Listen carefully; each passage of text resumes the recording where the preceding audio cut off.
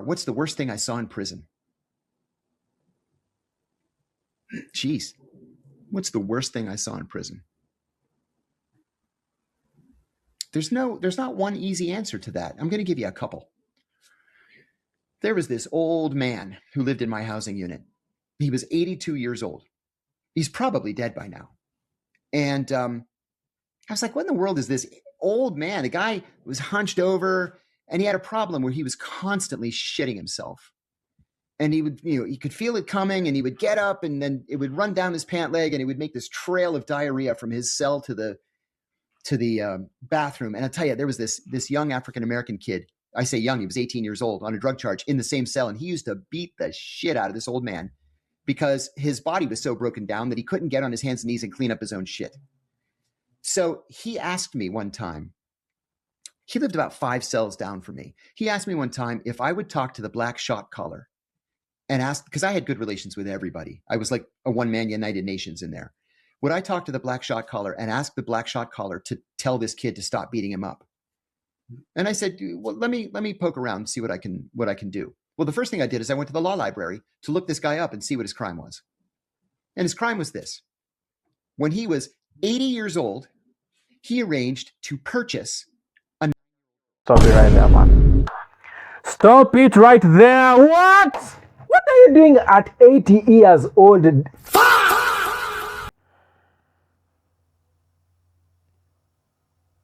Nah, bro. Wallahi, we're cooked, man. Wow. Fucking hell, bro. From her addicted mother in Atlanta, Georgia. This guy lived in Chicago.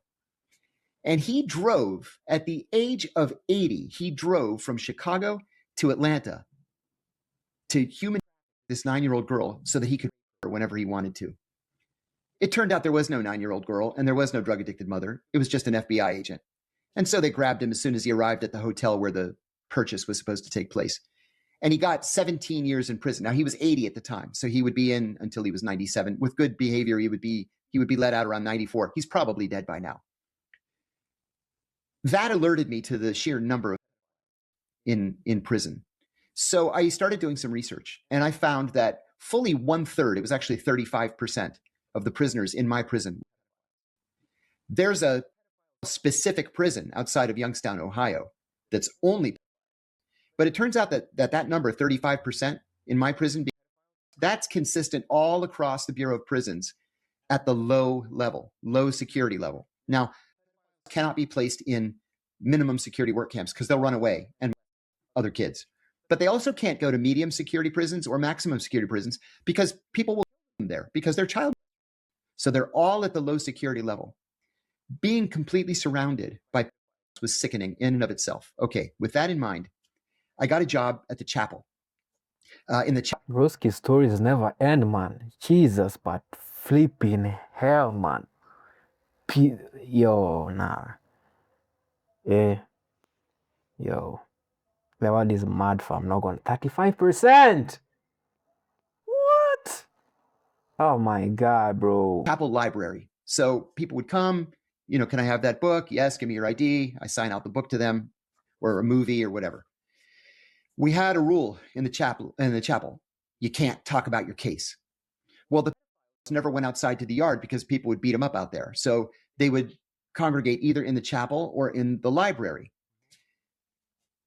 Just outside my little window where I would hand out the books, there was this big child we used to call Chomo the Giant. Chomo being prison slang for child.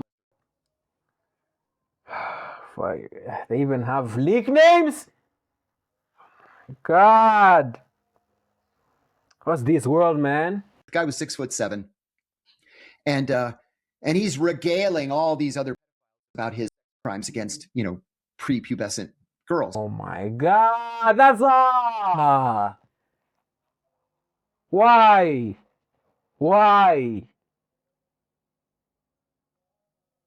So the sick bastards in this world, man.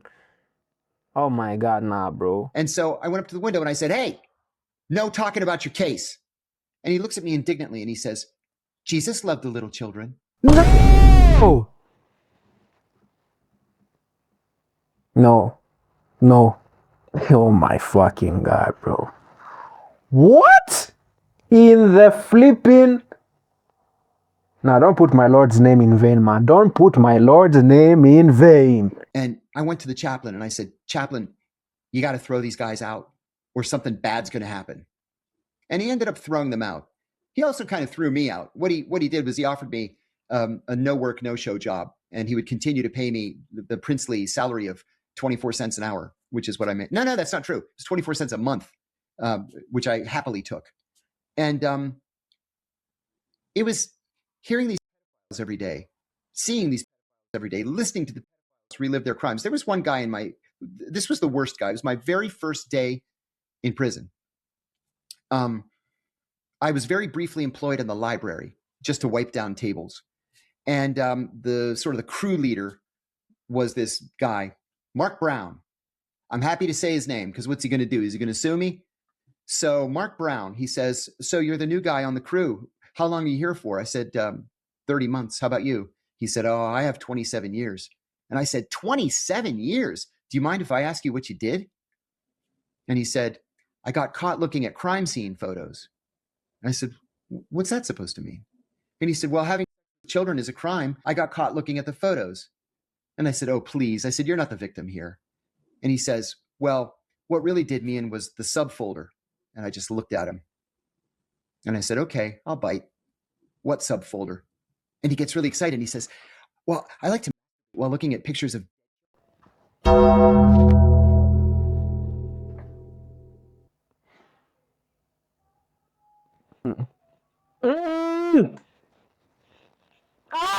I don't even think God is going to forgive that one. I don't think even God is going to forgive that one. Not even Satan is going to forgive. What the fuck, bro? What the fuck? Z, bro. Z. Nah, bro. Hey. And I had a friend who worked at the morgue, and I said, stop. I said, don't ever speak to me again. Do you understand? And he goes, yes. I said, I'm serious. Don't ever speak to me again. And he didn't. That was the worst thing I saw in prison. What? Bro. Hey.